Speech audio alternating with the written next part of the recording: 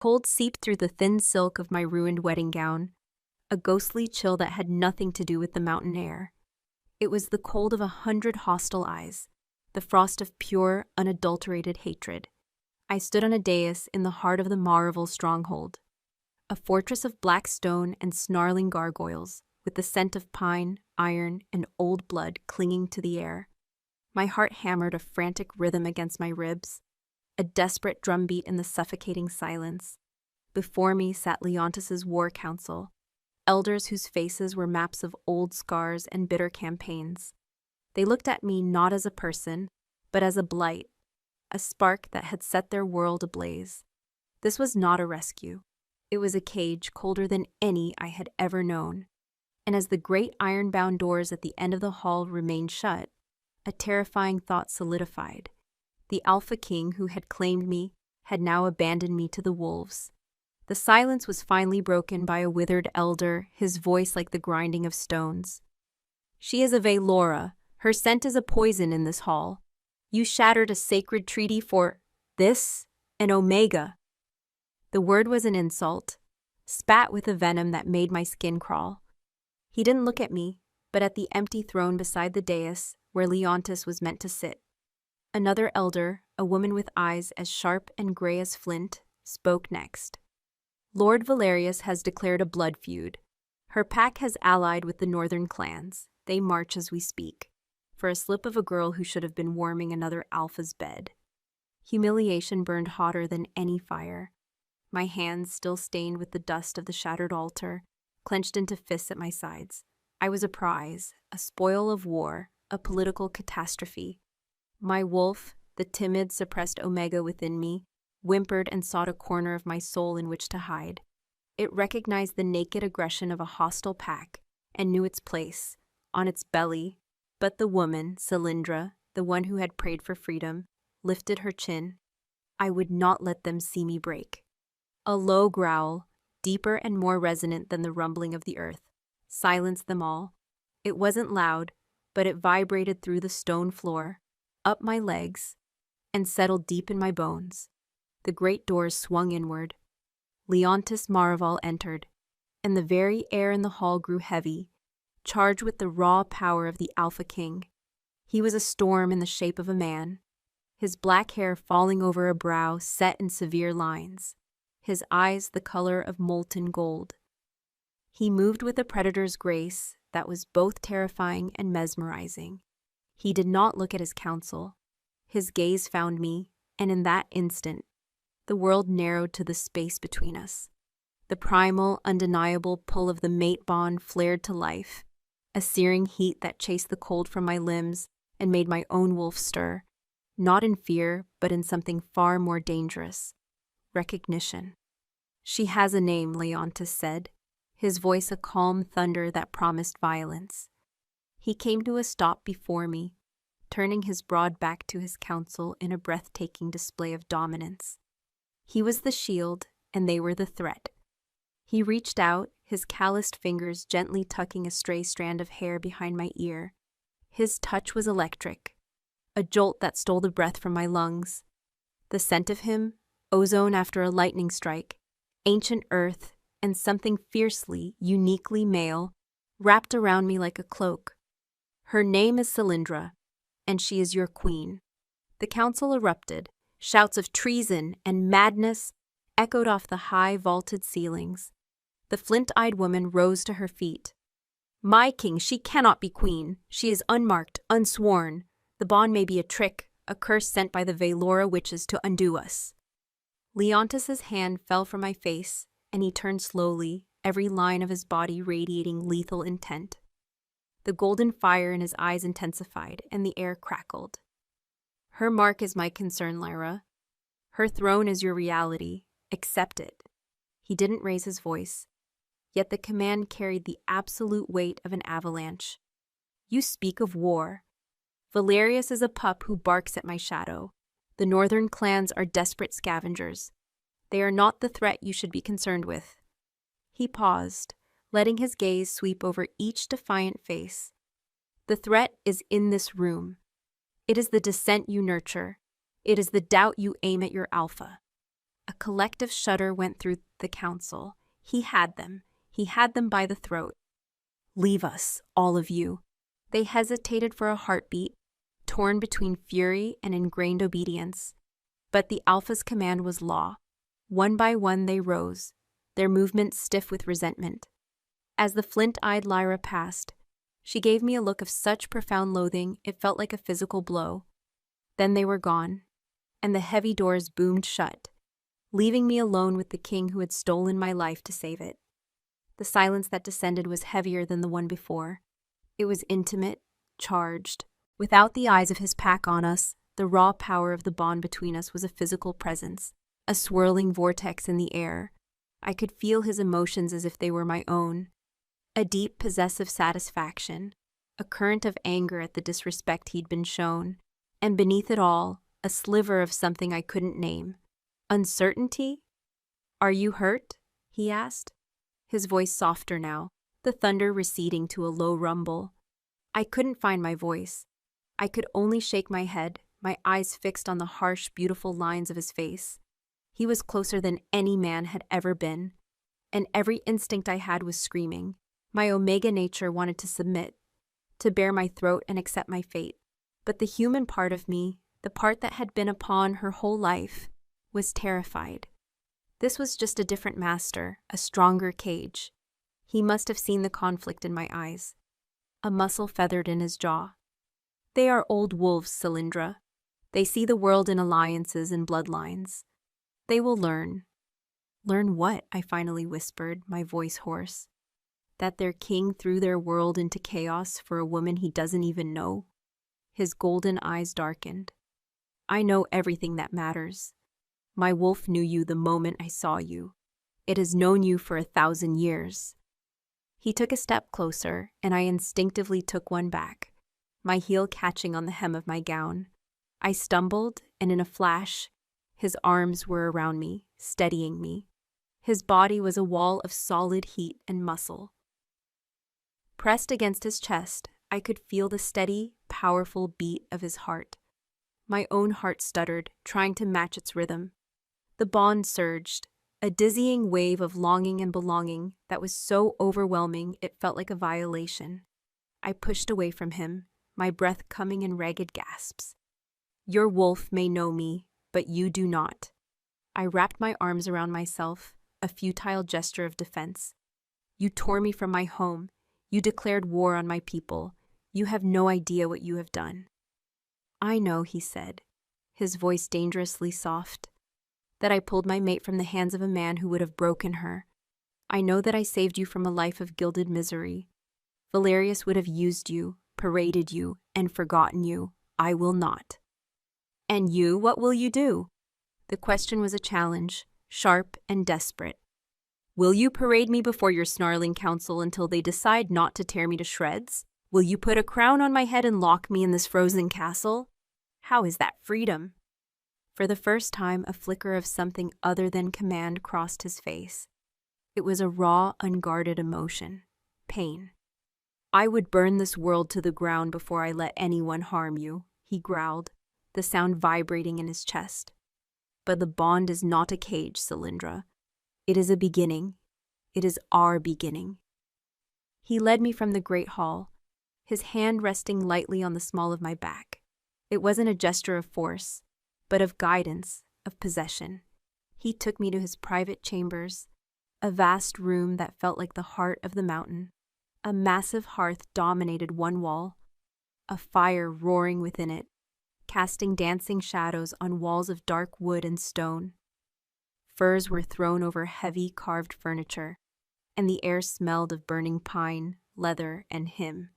It was a starkly masculine space, a den for the apex predator of this land.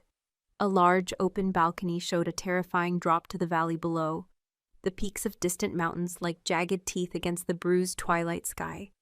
He gestured to a chair by the fire. Sit, you are exhausted. I remained standing, my fear a live thing in my throat.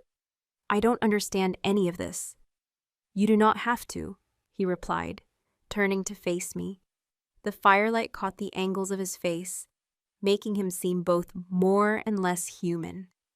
You only have to trust me." A bitter laugh escaped my lips. Trust?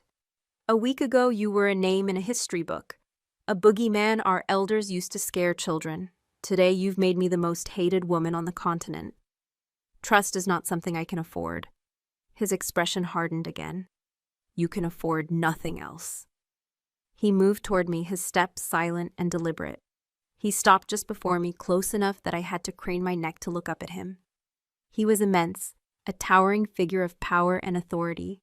He lifted his hand and I flinched, expecting a blow, a mark of ownership. Instead, his thumb brushed gently across my cheekbone, his touch surprisingly soft. "I know you are afraid. I can feel it. It tastes like ash in the back of my throat. But your fear is of what you knew, not what is to come." The bond, that treacherous, beautiful thing, hummed between us, weaving my fear with his fierce protectiveness, creating a confusing tapestry of emotion. I felt his frustration, his desperate need to make me understand, to make me see him. Not the king, not the warrior, but the man whose soul was now inextricably tied to mine. My wolf yearned for that touch, craved the security of his strength. It wanted to lean into him, to press my face into the warmth of his chest, and let him handle everything. But I couldn't.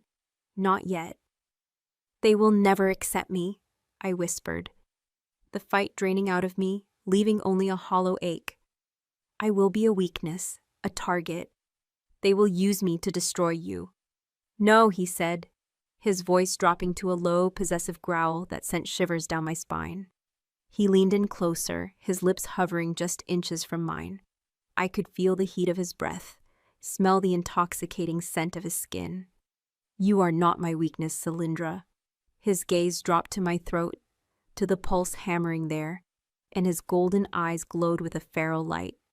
"You are my strength, my power, my queen." And tomorrow at dawn, before the entire pack, I will give you my mark. It will not be a chain, but a shield. It will bind you to me, to this pack, to this mountain. It will be a declaration carved into your very soul, that to touch you is to declare war on me. He paused, his voice becoming a dark, silken promise. "Let them come. Let Valerius and his northern dogs howl at my gates. They will find nothing here but fire and death. For you are mine, and I protect what is mine." His words hung in the air between us, a promise that felt as much like a death sentence as a vow of protection. "I will give you my mark."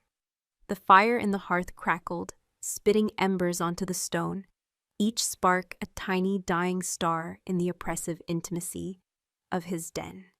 He left me then, with a final searing look that branded itself onto my soul, and the quiet that descended was a living thing, filled with the ghosts of my past and the terrifying specter of my future. I did not sleep. How could I? Sleep was a luxury for the free, and I had never been more thoroughly captive. I paced the vast chamber like a caged animal. My bare feet were silent on the cold stone, the chill a welcome, grounding sensation against the feverish heat coiling in my belly. My wolf, that traitorous primal part of me, was thrumming with a delirious anticipation. The mark, the bite, the final, irrevocable claim. To her, it was the culmination of existence, the promise of belonging, of a place in the pack, of the safety that only the alpha's complete possession could offer.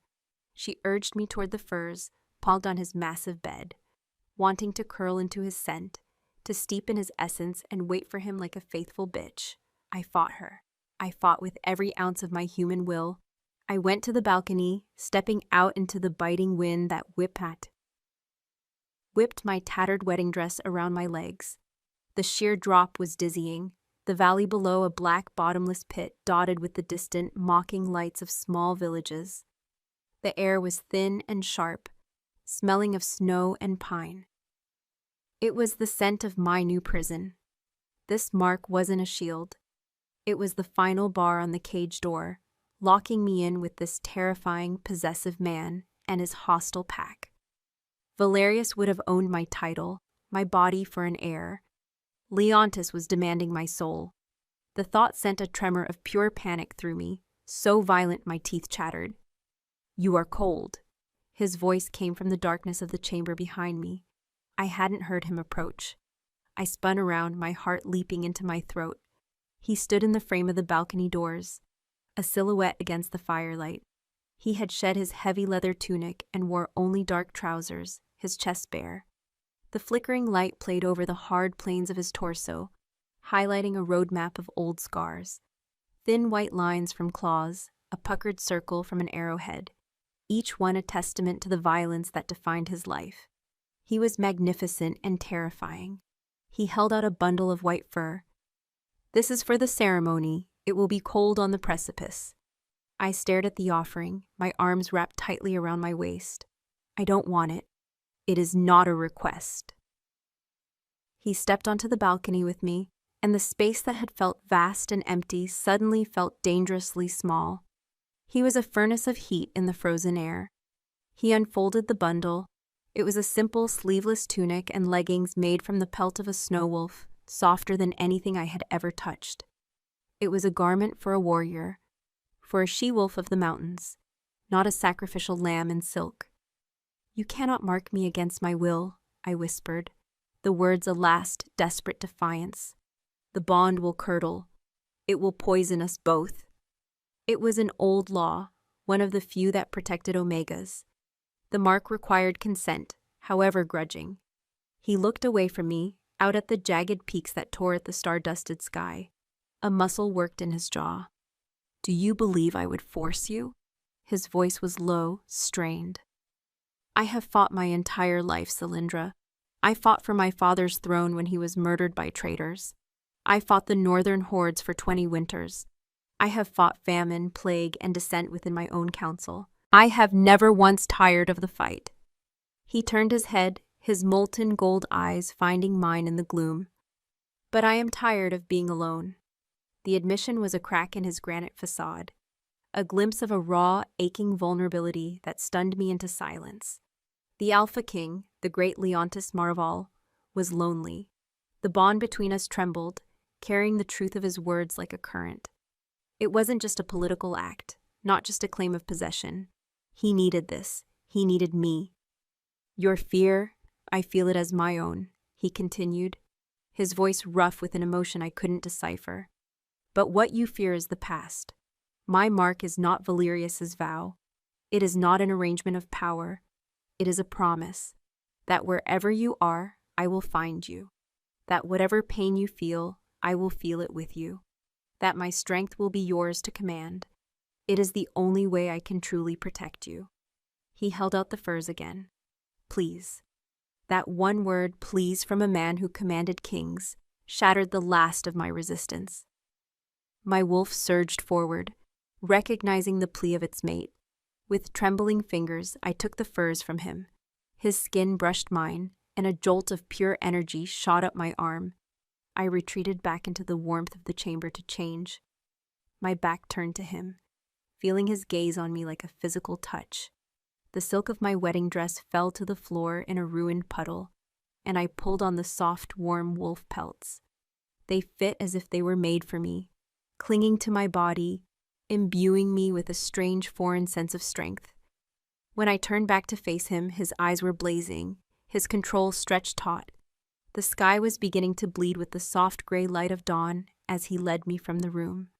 The corridors of the fortress were lined with his warriors, silent, massive figures who stood like stone sentinels.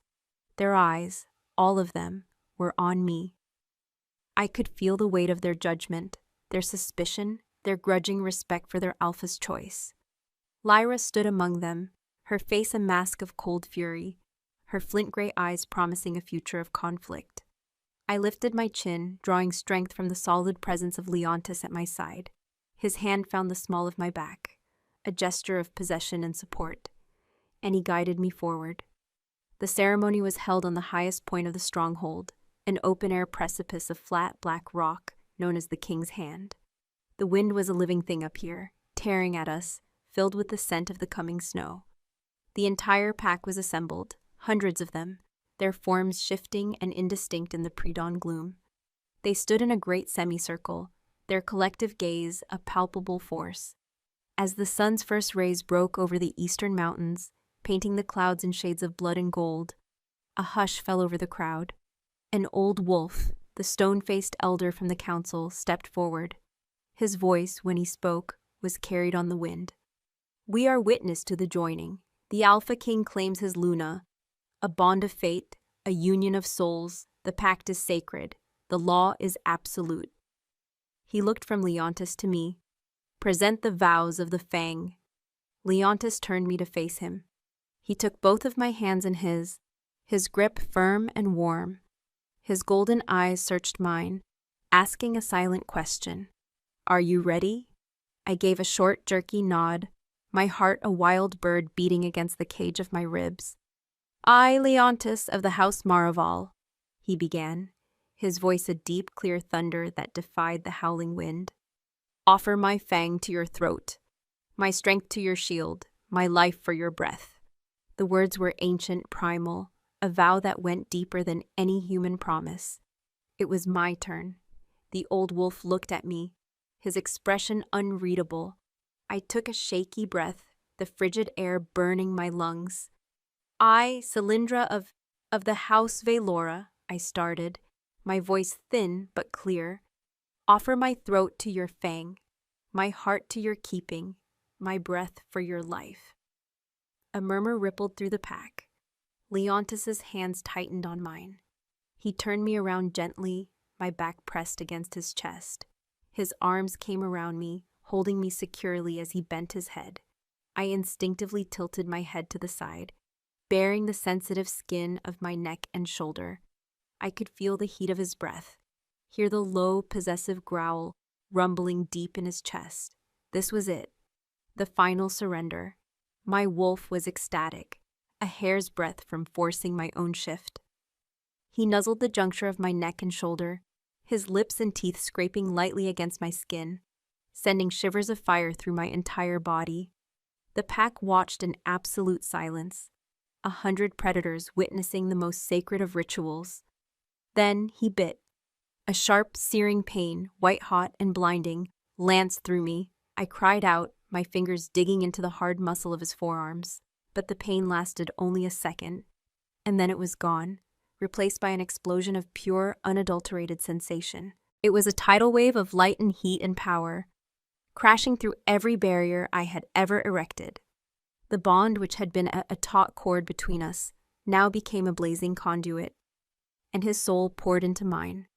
I felt it all, a crushing, eons-old loneliness that was now, in an instant, completely gone. A fierce, savage protectiveness that was so absolute it was terrifying. An ocean of love, deep and unconditional, that he had never shown to another living soul. And beneath it all, a wave of profound, soul-shaking relief. He had found me. He was no longer alone. My own wolf howled in triumph within my mind, meeting his, submitting and celebrating in the same breath. Our hearts beat in perfect thundering unison. We were one. A collective howl rose from the pack, a symphony of wild, primal acceptance that shook the very foundations of the mountain. They were saluting their Luna. My knees went weak, and I sagged against him, completely overwhelmed. He held me up, his teeth still locked in my flesh for a moment longer before he finally released me, licking the wound clean. A tingling warmth spread from the mark, a web of golden energy knitting my flesh back together, sealing his claim forever. But as the chaotic, beautiful flood of his emotions began to settle within me, something else flashed through the bond. It was not a feeling, but an image, a memory, his memory. Snow. Blinding white snow stained with blood. A woman lying on the ground, her dark hair a stark contrast to the crimson and white. Her eyes, the same shade of frightened blue as my own, were wide and vacant. She was dying, and Leontis was kneeling over her, his hands covered in her blood, a scream of pure, animal agony tearing from his throat. A name. It wasn't my name. The vision was gone as quickly as it came, leaving me breathless and shaking for an entirely different reason. The joy of the bond was still there, a warm, golden sea, but now, in its depths, swam a cold, dark secret, a ghost. He had felt this before, this desperation, this loss. He had loved another woman with my eyes. He turned me in his arms, his face alight with a fierce, triumphant joy. "My mate," he breathed, his voice thick with emotion. He looked down at me, expecting to see his own elation reflected in my face, but he must have seen the shadow of the vision in my eyes, the sudden confusion, the flicker of a new and terrible fear. His smile faltered, a flicker of concern crossing his features. "Cylindra, what is it?" Before I could answer, before I could even process the horrific memory I had just witnessed, a horn blew from the valley below, a single, mournful, urgent blast. A warrior from the watchtower shouted, his voice laced with alarm. "Alpha! Banners on the western pass! The Silver Wolf of Valerius! It is an army!" Leontis's head snapped up. The brief moment of peace shattered. The joy in his eyes was instantly replaced by the cold fire of the Alpha King. He looked from the valley to me, and then down at the fresh, shimmering mark on my shoulder. His hand came up to cut my face, his thumb stroking my cheek. "The fight is here," he said, his voice a low, deadly growl. But his eyes were locked on mine, and I knew he wasn't just talking about the army at his gates. He was talking about the secret I now carried, the ghost I had just seen. The bond showed me his love, but it had also shown me his scars. And I was suddenly terrifyingly certain that the deepest wounds were the ones he had no intention of ever letting me see. The mountain air, once a symbol of my stolen freedom, now tasted of war. The idyllic peace of dawn was a distant memory, replaced by the clang of steel on steel from the armory below and the guttural shouts of commands. From the balcony of Leontis's chambers, I could see the valley floor swarming with the enemy.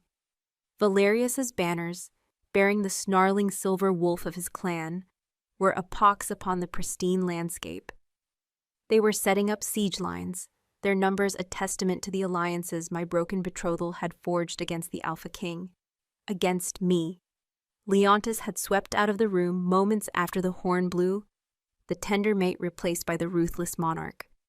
The bond, my new and turbulent companion, was a torrent of his emotions. I felt the cold, calculating fury he directed at the army below, a rage as sharp and clean as a shard of obsidian. I felt his fierce, possessive concern for his people, a heavy weight of responsibility that settled in my own chest. Entangled within it all was his awareness of me, a constant low thrum of possessive energy, a silent promise that he would return. But it was the vision that haunted me. The image was burned into my mind. Snow, blood, and a woman with my face, her life seeping away under Leontis's desperate hands. Liana. The name was a whisper in the soul I now shared with him, a ghost at the feast of our new bond. The joy of the marking, the overwhelming feeling of belonging, was now tainted by a chilling question. Was I just a replacement? A cosmic echo of a love he had lost? The bond screamed that his feelings for me were real, a blazing inferno of possession and devotion. But how could I trust what I felt when his past was a locked room he refused to let me enter? I was a queen in a castle I didn't know, a Luna to a pack that despised me, and a mate to a man whose heart was scarred by a grief he would not share. I touched the fresh mark on my shoulder. It tingled with his power, a permanent brand of his ownership. It was meant to be my shield, but it felt like a conduit for his pain, as much as his love. A sharp knock came at the door. 2 she-wolves I didn't recognize entered, their expressions carefully neutral. "The Alpha King has summoned you to the War Council, my Luna," one said, the title feeling stiff and unnatural on her tongue. They brought with them a simple tunic of dark gray wool and leather leggings, practical clothes for a castle at war. I changed numbly, my mind still reeling. The War Council chamber was the same grand hall where I had been judged hours before, but now it was transformed. A massive table carved with a map of the surrounding territories dominated the center of the room. Leontis stood at its head, not a king on a throne, but a general among his soldiers. His elders, including the flint-eyed Lyra, were gathered around him, their faces grim. The air was thick with the scent of anxiety, old leather, and sharpening steel. When I entered, all conversation stopped. Every eye turned to me. If they had hated me before, now their gazes were complicated by the shimmering, visible mark on my shoulder. I was his. That was an undeniable fact. But I was still the cause of the army at their gates. Leontis's gaze met mine across the room.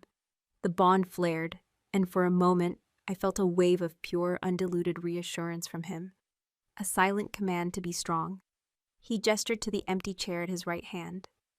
"My Luna will join us," he stated, his voice leaving no room for argument. I walked toward him, my head held high, though my knees felt weak. Every step was an ordeal, the weight of their resentment a physical force. I took my seat, acutely aware of Lyra's cold stare from across the table. "Valerius is arrogant," Leontis said, turning his attention back to the map. His finger traced the western pass. "He believes our strength is in these walls. He will try to starve us out, break our morale. He does not know the heart of this mountain." "He has brought the northern clans with him," Lyra countered, her voice sharp. "They are savages, but they know how to scale rock. They will test the high watchtowers." "Let them try," another elder growled. "They will find only death." I listened as they spoke of strategy, of flanking maneuvers and supply lines, of the strength of their warriors versus the sheer numbers of the enemy.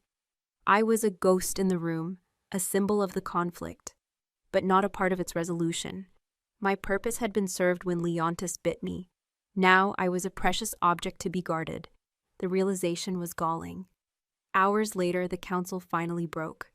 Leontis remained behind, poring over the map. The others filed out, but as Lyra passed me, she paused. "He has put a crown of fire on your head, little Omega," she murmured, her voice too low for Leontis to hear. "I pray you do not let it burn us all."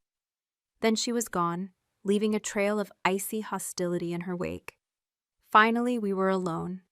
The setting sun cast long, blood-red shadows across the hall. Leontis straightened up from the table, rubbing the back of his neck with a weary sigh. The weight of his kingdom was on his shoulders, and through the bond, I felt the crushing exhaustion he refused to show his men. He came to me, his large hands resting on the arms of my chair, caging me in. He leaned down, his forehead resting against mine.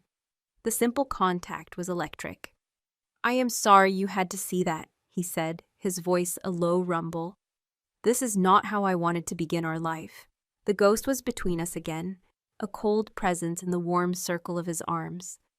I had to know. I couldn't let it fester. "Leontis," I began, my voice trembling slightly. "When you marked me, I saw something, in your mind." His body went rigid. He pulled back, his face becoming a mask of stone. The warmth in his golden eyes was extinguished, replaced by a guarded, shuttered look. "The bond is new. It is volatile, intrusive." "I saw her," I whispered, the word tearing at my throat. "I saw a woman dying in the snow." "You called her Liana." The name struck him like a physical blow.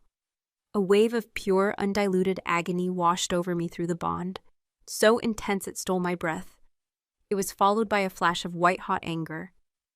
Not at me, but at the memory itself, at his own powerlessness. He turned away from me, stalking over to the massive hearth, his back a wall of tense muscle. "You have no right," he growled, his voice dangerously low. "No right?" I stood, my own anger flaring to life, fueled by hurt and fear. "You have bound my soul to yours. Her ghost is standing between us right now, and I have no right to ask who she is?" He slammed his fist against the stone mantel of the fireplace, and the sound echoed like a crack of thunder. "She is the past. She is dead." He whirled to face me, his eyes blazing with a feral, grief-stricken light. "She was my chosen mate, not my fated one. We were to be married. The northern clans ambushed our hunting party, an arrow meant for me." He choked on the words, the memory too raw, too painful. "She died in my arms. Is that what you wanted to know? Does her tragedy satisfy your curiosity? The cruelty of his words was a slap in the face, but the torrent of pain I felt from him told a different story. He was lashing out because he was wounded. She had my eyes, Leontis, I said softly, the accusation at the heart of my fear. He flinched. Do not, he snarled, taking a step toward me, his power rolling off him in suffocating waves. Do not ever imply that you are a replacement for her. The fates gave you to me. The bond between us is a sacred fire that has been prophesied for 1,000 years. What I had with her was a candle flame in comparison. You insult me, and you insult the bond by speaking her name in the same breath. He grabbed my arms, his grip bruising. He pulled me against him, his face inches from mine. Feel it, Cylindra, he commanded, his voice a raw whisper. Feel what is in my heart for you, not a memory, not a ghost, you. He forced my awareness inward, into the bond, and I felt it again. The raging, possessive, all-consuming love he had for me. It was a tidal wave, utterly real and powerful, and it dwarfed the sharp, aching grief for Liana. He loved me, my alpha loved me, but the ghost was still there, a shard of ice in the golden sea of his love. He loved me, yes, but Liana's memory was a wound that had never healed, and Valerius and the northern clans were the salt being rubbed into it. He finally released me, his anger spent, leaving only a hollow exhaustion in its wake. The war with Valerius is not just about you, he said, his voice flat. The northern clans who ride with him. They are the same ones who killed her. This is a war of vengeance I have waited years to wage. You were just the spark that lit the flame. His words, meant perhaps to absolve me of guilt, only made it worse. I was not just a political prize, I was a convenient excuse, a tool for his revenge. The knowledge settled like a stone in my stomach. Before either of us could say another word, a warrior appeared at the door. Alpha, the prisoner has been secured. Leontis nodded, his kingly mask firmly back in place. I will be there. He turned to me, his expression unreadable. Stay here. Do not leave these chambers. It was a command, not a request. He strode from the room without a backward glance, leaving me alone with the crackling fire and the chilling echoes of our conversation. I stood there for a long time, my heart a tangled mess of conflicting emotions. I felt his love, but I also felt like a pawn in a game whose rules I didn't understand. The sound of a soft footstep behind me made me jump. I spun around to see Lyra standing in the shadows near the doorway. She must have slipped in after Leontis left. Forgive my intrusion, Luna, she said, her voice smooth as polished stone. She stepped into the light, her flint-gray eyes assessing me. The Alpha is protective. He sees only his mate, but I see a fortress with an enemy at the gates and a ghost in its halls. I stiffened. I don't know what you mean. Don't you? She asked, a faint knowing smile playing on her lips. Liana's death nearly broke him. It made him reckless. The elders feared he would lead us all to ruin in his quest for vengeance. We thought time had tempered him, but now... She gestured vaguely towards the window, towards the siege fires in the valley. Now he has a new reason to be reckless. A reason with the same blue eyes. Her words twisted the knife he had already placed in my heart. What do you want, Lyra? I want what is best for this pack. What is best for him, she said, her sincerity almost believable. She stepped closer, her voice dropping to a conspiratorial whisper. There is an old prophecy, known only to the elders of the Maraval line. It speaks of a time when the Alpha King would be weakened by grief.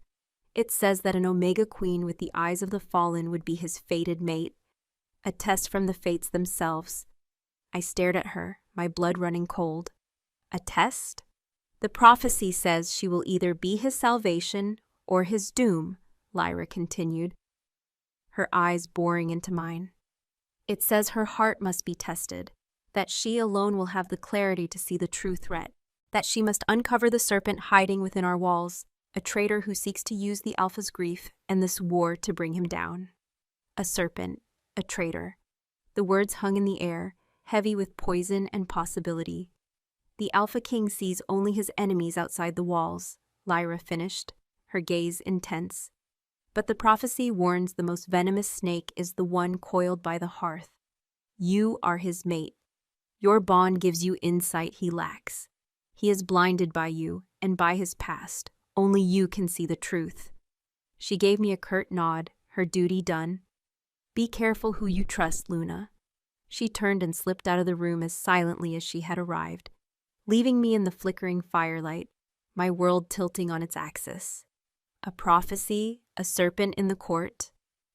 Leontis was fighting a war on two fronts, and he didn't even know it. And I, the unwanted Omega Queen, was apparently the only one who could save him. But as Lyra's final words echoed in my mind, a chilling thought took root. She had just warned me not to trust anyone. And the person who delivered that warning was Lyra herself. Lyra's words coiled in my mind like the serpent she described, venomous and unsettling. A prophecy, a traitor. Was it a genuine warning, or a clever manipulation designed to isolate me, to sow seeds of doubt between me and the one man I was supposed to trust implicitly? The bond pulsed with Leontis's distant emotions, the cold fury of interrogation, the iron will of a king preparing for battle. But it offered no clarity on the politics of his court. I was adrift in a sea of snarling wolves, and I didn't know who was friend and who was foe. I couldn't stay in that room. His command to remain was a cage, and I had to breathe. Ignoring his order, I slipped out of the royal chambers. The fortress was a hive of activity, a stark contrast to the oppressive silence of my solitude. Warriors sharpened blades, their faces grim in the flickering torchlight. She-wolves prepared poultices and bandages, the scent of antiseptic herbs a sharp counterpoint to the smell of steel. No one paid me any mind. I was a ghost in their midst, the Luna they did not know and did not want. I found my way to the battlements, the same windswept precipice where I had been marked. The night was clear and cold, the stars like chips of ice in the black velvet sky. Below, the siege fires of Valerius's army stretched across the valley like a malevolent constellation. Their sheer number was breathtaking. How could we possibly survive this? I felt a tremor of fear, not for myself, but for this mountain, for this pack, for the man who now held my soul in his hands. The view is daunting, is it not? I jumped, spinning around to see the old elder from the council, the one who had officiated the marking. His name was Cassian, I recalled Leontis saying. He stood cloaked in shadow, his face a roadmap of ancient battles. He didn't look at me, but at the enemy camp below. They believe numbers will win this war, he said, his voice a gravelly rumble. They do not understand the mountain, or its alpha. He turned his gaze on me, and his eyes, though clouded with age, were sharp and discerning. And they do not understand the Luna. I wrapped my arms around myself, wary of his intentions. I am not what they think I am. No, he agreed, a faint, almost imperceptible smile touching his lips. You are not. Lyra believes the prophecy speaks of a choice you must make, to save him or to destroy him. She is a fine warrior, but she reads the old words with a warrior's mind. All she sees is the potential for betrayal. My heart hammered against my ribs. You know of the prophecy. I am the keeper of histories. I know all the old words, he said. He took a step closer, his presence not threatening, but strangely calming. The prophecy does not speak of a choice, Luna. It speaks of a purpose. It says the Omega Queen will not be a weakness, but a key. That she will see what the Alpha, blinded by his own strength, cannot. He looked pointedly at me. It says she will have the heart of the pack, even when the pack does not have hers. The heart of the pack. The words resonated deep within me, a chord of truth in a symphony of lies and half-truths. My gaze drifted back to the fortress, to the warriors preparing for a war I had caused. How can I have their heart when all they see is an enemy? I whispered, the question an ache in my throat. You show them yours, Cassian replied simply. The Alpha fights for his territory. The Luna fights for his people. Go to the infirmary. Go to the kitchens. Go to the children's creche. They will not see a Velora. They will see their queen. He gave me a slight bow, a gesture of respect that stunned me, and then he was gone, melting back into the shadows as silently as he had appeared. His words lingered, a small, glowing ember of hope in the suffocating darkness of my uncertainty. The Luna fights for his people. For the first time since I was torn from the altar, I had a sense of purpose beyond simply surviving. I would not be a pawn. I would not be a weakness. I would be what the prophecy demanded.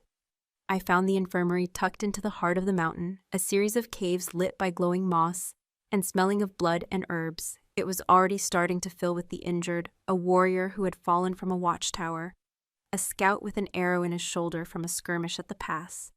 The healers, mostly older she-wolves, worked with a grim, practiced efficiency. They glanced at me when I entered, their expressions guarded, but they did not stop me. I approached a young warrior, barely more than a boy, whose leg was being stitched up by a stern-faced healer. His face was pale with pain, his hands clenched into white-knuckled fists. I knelt beside his cot, ignoring the healer's surprised look.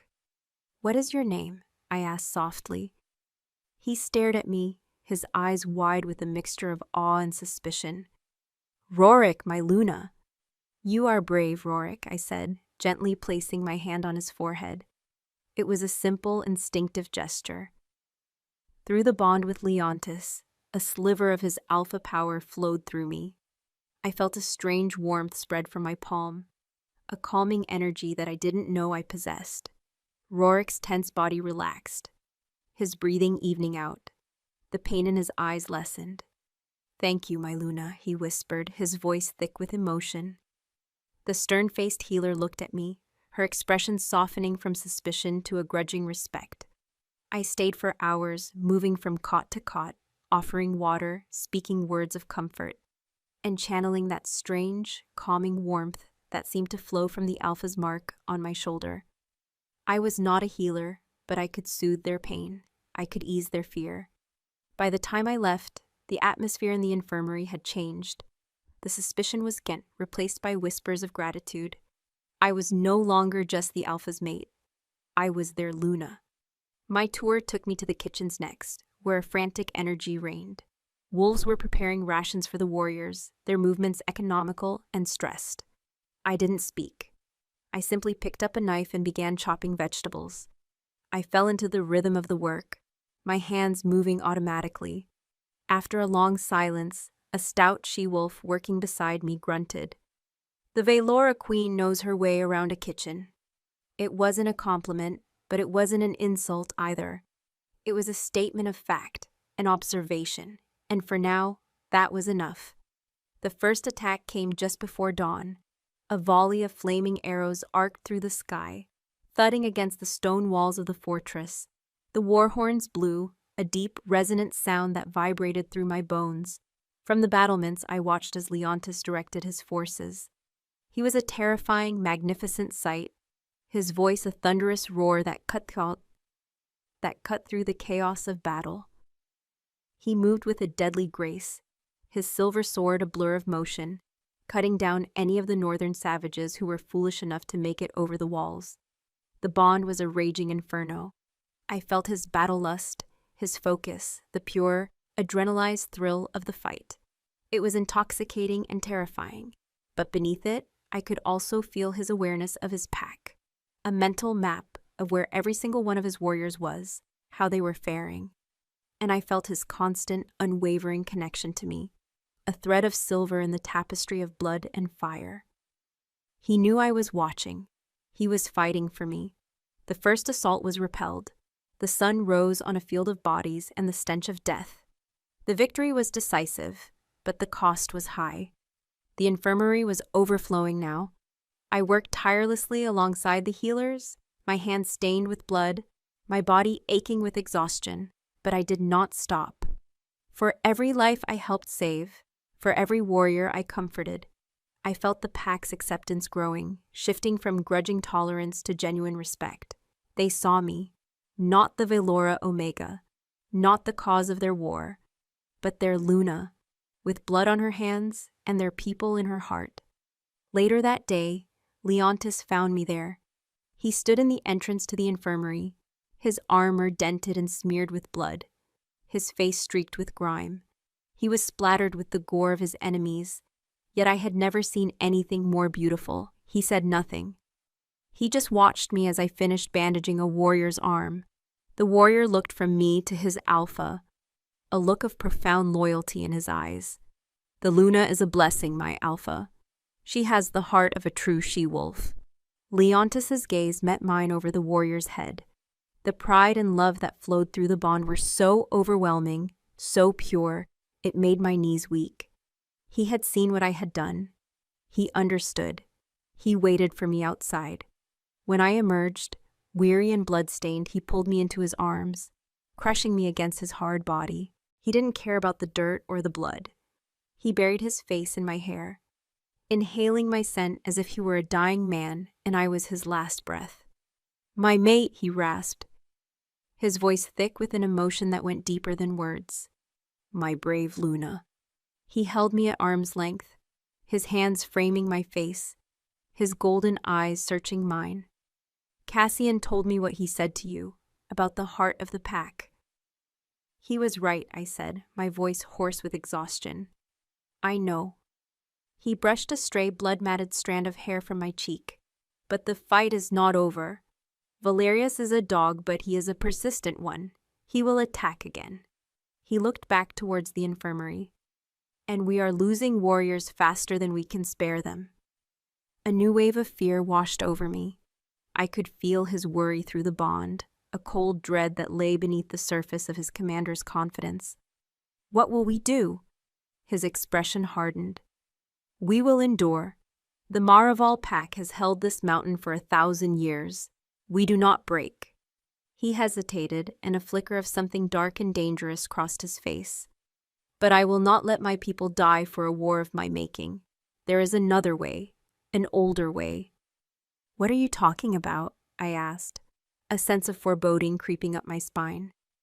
He pulled me with him, leading me away from the infirmary, deeper into the fortress, to a section I had never seen before. We stopped before a massive iron-bound door carved with ancient runes. It felt old, powerful. Leontis pressed his hand to the door, and it swung open with a low groan. Inside was a small circular chamber. The walls were covered in carvings, depicting epic battles between shifters and ancient beasts. But the centerpiece of the room was a stone altar, and upon it lay a single wickedly curved dagger with a hilt of yellowed bone. The air in the room was thick with old magic, so potent it made the hair on my arms stand up. "What is this place?" I whispered. "The Chamber of the Last Stand," Leontis said, his voice grim. He walked over to the altar and picked up the dagger, handling it with a strange reverence. When an alpha king is faced with an unwinnable war, when the annihilation of his pack is certain, he can invoke the old magic, the ritual of the Blood King. He turned to face me, the dagger held loosely in his hand. The alpha sheds his own blood upon this altar, a sacrifice to the mountain itself. In return, the mountain lends him its strength. He becomes more. A primal force of nature, unstoppable, able to turn the tide of any battle. It sounded like a miracle. "Then why haven't you done it already?" A shadow passed over his features. The bond carried a wave of cold, bleak despair. "Because the power comes at a cost. The magic is hungry. It demands a balance. The strength it grants the alpha is borrowed." He looked at the dagger, then at me, his golden eyes filled with a terrible, agonizing pain. "It is borrowed from his mate." My blood ran cold. "What do you mean?" "The magic feeds on the bond," he explained, his voice flat and dead. "It draws on your life force to fuel my power. The more strength I take, the weaker you will become. If I were to draw on its full power, it would kill you." He let out a harsh, broken sound that was half laugh, half sob. "The fates are cruel. They give me my fated mate, the other half of my soul, only to present me with a choice. Let my people be slaughtered or sacrifice you to save them." I stared at him, at the raw agony etched on his face, the impossible choice tearing him apart. And in that moment, I understood everything. The prophecy, Lyra's warning, Cassian's words, the Luna fights for his people. This was the true test, not uncovering a serpent in the court, but this. He thought the choice was his. He was wrong. I walked toward him, my steps sure and steady. I took the dagger from his unresisting hand. Its bone hilt was cold against my skin. I turned to the altar, my heart calm, my purpose clear. "Cylindra, no," he whispered, his voice cracking. He reached for me, but I held up a hand to stop him. "You said it yourself, Leontis," I said, my voice ringing with a strength I didn't know I possessed. "The Luna fights for the people." I looked at him, my alpha, my mate, the man who was being forced to choose between his love and his duty. I would not let him make that choice. I would make it for him. And the Alpha King does not fight alone. I raised the dagger, the torchlight glinting off its razor-sharp edge. "What do I have to do?" I asked, my gaze unwavering. The bond between us was a torrent of his horrified protest, his desperate plea for me to stop. But beneath it all, I could also feel a sliver of his awe, his dawning realization of the strength of the Omega he had claimed. He had wanted a queen. He was about to get one. His protest was a silent scream in my mind, a tidal wave of negation that crashed against the shores of my resolve. "No, Cylindra, do not do this." The bond was a live wire, humming with his agony and his fierce, desperate love. He took a step toward me, his body a taut line of controlled violence, every instinct in him screaming to rip the dagger from my hand, to lock me away where the world and its impossible choices could never touch me again. "You don't know what you're asking," he rasped, his voice raw. The king was gone. The commander vanished. In his place was only the male, the mate, terrified of losing the other half of his soul. "It will drain you. It will feel like your bones are turning to dust, your blood to ice. I will not be the cause of your pain." I met his gaze, my own will a fortress against his despair. "And I will not be the reason your people die," I countered, my voice steady. "You told me my mark was a shield, that your strength would be mine to command. This is no different. My strength is yours, my life is yours. That was the vow I made on the precipice." I held the ancient dagger, its bone hilt now warm in my hand. "Tell me what to do, Leontis. Tell me how to save our people." The word "R" hung in the air between us. It was a claim, a declaration. I was no longer the Velora Omega. I was the Luna of the Maraval pack. A profound soul-shaking shift occurred in the bond. His frantic terror did not subside, but it was now joined by a wave of stunned, overwhelming pride. He looked at me not as something fragile to be protected, but as an equal, as his queen. He finally gave a slow, defeated nod, the surrender costing him everything. He walked to my side, his presence a solid wall of heat and power. His hand covered mine on the hilt of the dagger, his fingers wrapping around my own. The contact sent a jolt of pure energy through me, a preview of the power we were about to unleash. "The ritual requires a vow and a sacrifice," he explained, his voice low and grim, his lips close to my ear. "A vow of unity and a sacrifice of blood. Both of our bloods mingled. The magic must recognize that we are one, that my power is drawn from a willing source." He guided my hand, the one holding the dagger, over the stone altar. With his other hand, he took my free one, turning it palm up. "The vow first," he murmured. His golden eyes locked with mine, and the world outside the small chamber ceased to exist. "I, Leontis, Alpha of the Maraval, bind my strength to my Luna. Her heart is my fortress. Her breath is my banner." I took a deep breath, the ancient magic in the room seeming to flow into my lungs. "I, Cylindra, Luna of the Maraval, bind my life to my Alpha. His will is my shield. His victory is my purpose." Our voices intertwined, echoing off the carved walls. A low hum began to emanate from the stone altar, a deep, resonant vibration that I could feel in the soles of my feet, The runes on the walls began to glow with a soft, ethereal blue light. "Now," he whispered, his voice tight. "Together." He guided the tip of the dagger to my palm. I did not flinch. I watched as he pressed down, the wicked edge slicing through my skin. A line of crimson welled up, shockingly bright against my pale flesh. The pain was sharp, clean, and utterly insignificant compared to the agony I saw in his eyes as he inflicted the wound. Before a single drop could fall, he moved with lightning speed, slicing his own palm with the same blade. He then pressed his bleeding hand against mine, our blood mingling, hot and vital. He held our joined hands over the altar. "One soul," he intoned, his voice a powerful command. "One heart, one pack." Our mingled blood dripped onto the cold stone. The moment it touched the surface, the low hum became a roar. The blue light from the runes flared, bathing the chamber in a brilliant, otherworldly glow. A vortex of raw power erupted from the altar, a tangible force that whipped my hair around my face and sent a tremor through the very foundations of the mountain. It surged into Leontis first. I saw his body arch, his head thrown back as the primal magic of the mountain poured into him. A guttural roar was torn from his throat, a sound that was not entirely human, a cry of both agony and exultation.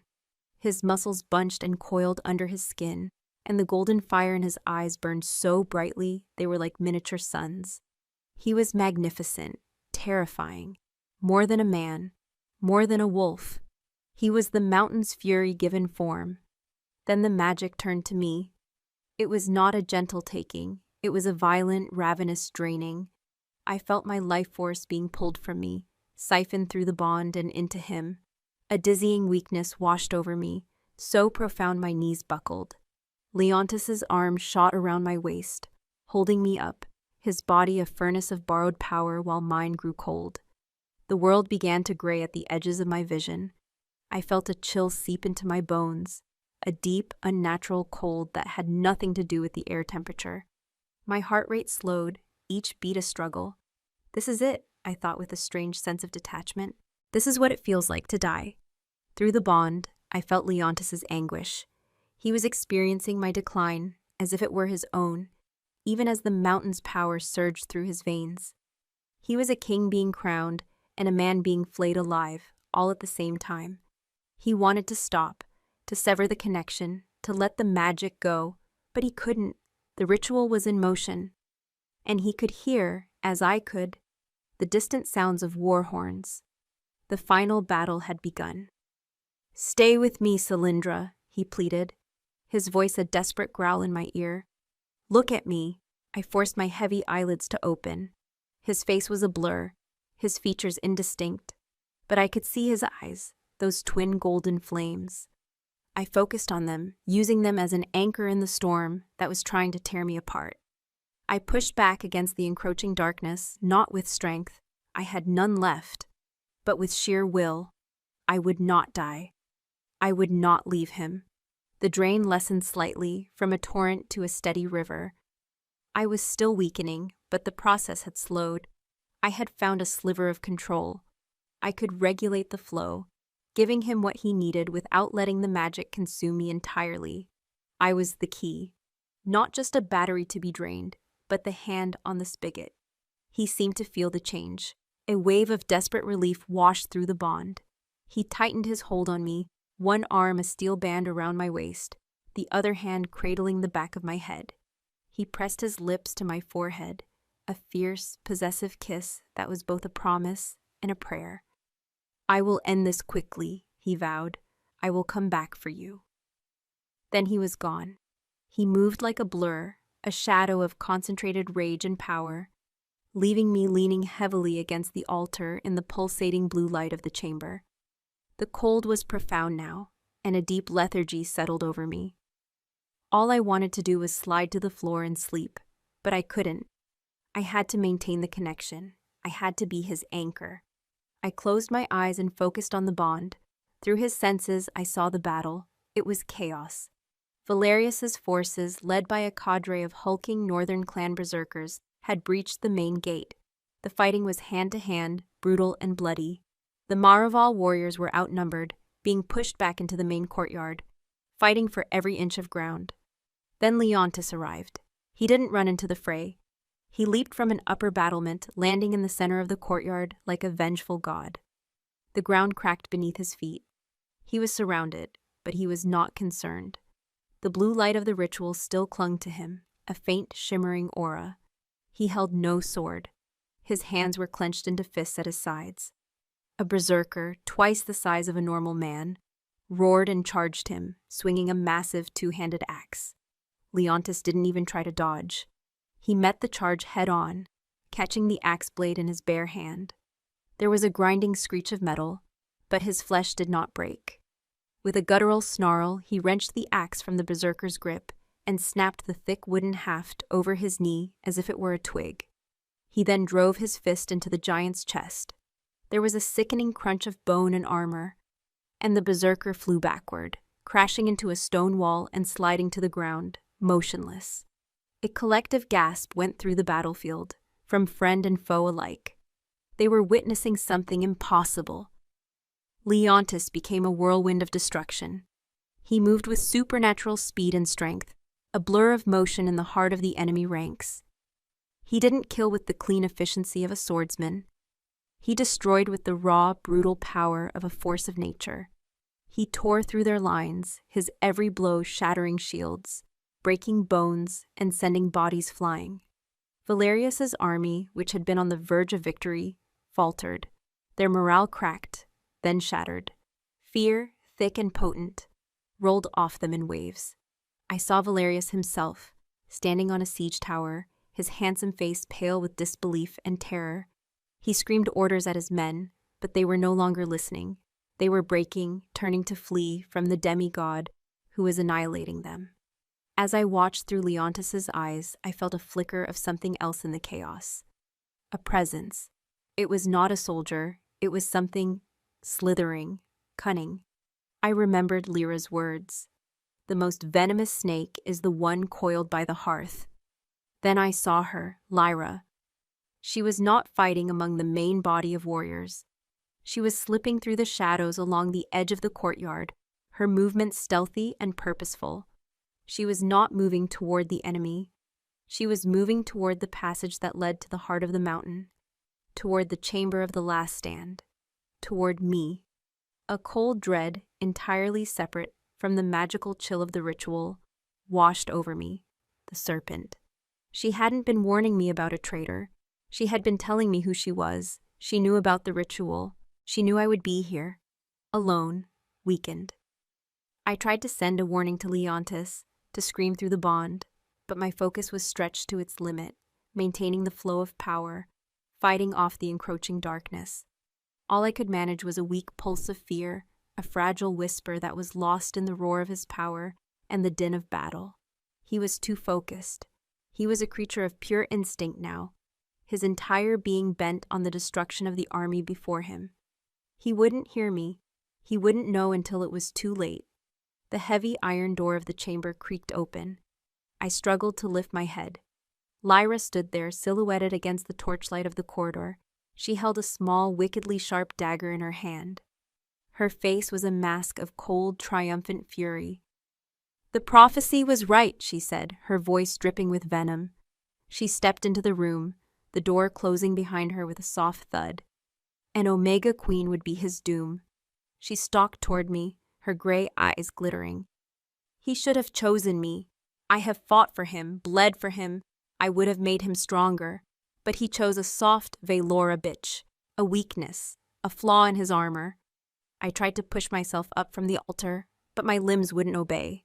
I was helpless, my strength being poured into the man she claimed to love, even as she prepared to murder me. "He is blinded by this bond," she sneered, gesturing around the glowing room. "He thinks this power will save him. But when he is done, when he returns to find you dead, the shock, the grief of the bond breaking so violently, it will shatter him. He will be an empty shell, and I will be there to pick up the pieces. I will be there to guide the pack, to rule." She stood over me now, the dagger raised. "It is a mercy, really? You have served your purpose. You have given him the power to win the battle, but I will make sure he loses the war." The tip of her dagger hovered just over my heart. I closed my eyes, a single furious tear tracing a path through the grime on my cheek. I had survived my wedding, survived a hostile council, survived a war, to be brought down by a jealous traitor in the dark.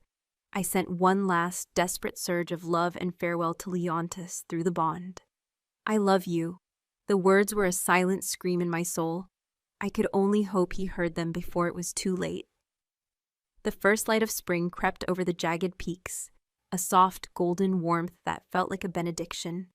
It streamed through the open balcony doors, chasing the last of the shadows from our chamber and painting a stripe of liquid sunshine across the firs where we lay.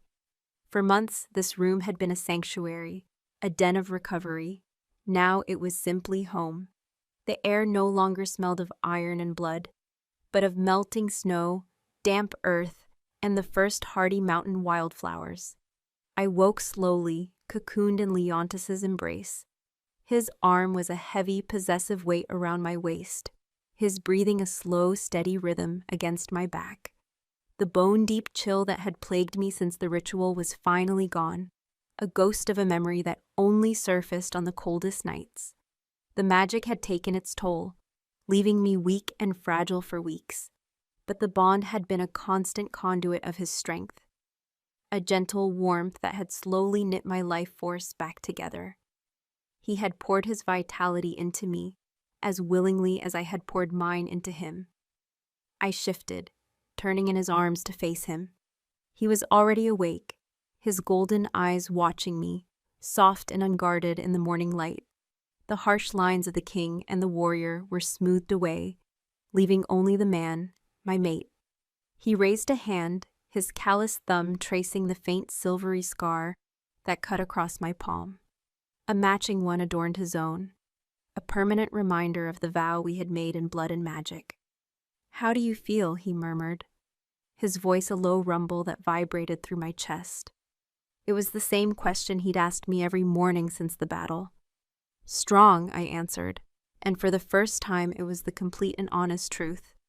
I laced my fingers through his, pressing our scarred palms together. "Whole." A smile touched his lips, a rare, breathtaking thing that transformed his severe features. "Good." He leaned in and captured my mouth in a slow, deep kiss that spoke of lazy mornings and a future unburdened by war. It was a kiss of profound peace, a stark contrast to the desperate, claiming kisses we had shared in the shadow of conflict. Later, we walked through the fortress hand in hand. The mountain stronghold, once a place of fear and hostility, was now a bustling home. The grim-faced warriors who had once looked through me now dipped their heads in genuine respect. "My Luna." The title, once an insult on Lyra's tongue, was now a term of affection. Children who had been hidden away during the siege now ran laughing through the corridors, and they would often stop to present me with a pretty rock or a wild flower they'd found. We passed the great hall where the council was in session. Cassian, the old keeper of histories, now sat at the head of the table, his wisdom guiding the pack through the new peace. He caught my eye through the open doorway and gave me a slow, respectful nod. He had been my first true ally, the one who had told me to find the pack's heart. We found Rorik, the young warrior from the infirmary, sparring in the main courtyard. His leg was fully healed, and he moved with a new confidence. When he saw us, he stopped and bowed deeply. "Alpha, Luna." He looked at me, his eyes filled with a fierce, unwavering loyalty. "The pack is strong because of you." Leontis's hand tightened on mine, a current of pride flowing between us through the bond. The pack was strong. The war had cost them, but it had also forged them into something new, something more united. My presence, once a catalyst for division, had become a cornerstone of their new strength. We continued our walk, eventually finding ourselves on the precipice, the King's Hand, where I had been parked. The wind was gentle today, carrying the promise of the new season. We stood looking out over the valley, which was now greening under the spring sun. There were no more siege fires, no more enemy banners. The scars on the landscape were already beginning to heal. The last of the northern chieftains bent the knee yesterday, Leontis said, his gaze fixed on the horizon. Valerius's clan is broken, scattered to the winds. He fled north, a king with no kingdom, a wolf with no pack. He is a ghost, and he will trouble us no more. The final thread of the war that had defined our beginning was severed. The ghost of Liana, the woman with my eyes whose death had fueled Leontis's vengeance for so long, had finally been laid to rest. Her murderers were defeated, their clans shattered. But I knew, and he knew, that it was not the victory that had healed him. "And Lyra?" I asked softly. His jaw tightened, a flicker of the old coldness in his eyes. "She faced the pack's judgment, as you commanded. They did not call for her death." A hint of surprise still colored his tone when he spoke of it. "They stripped her of her rank, of her name, and cast her out. She is forbidden from ever setting foot on Moroval lands again, on pain of death.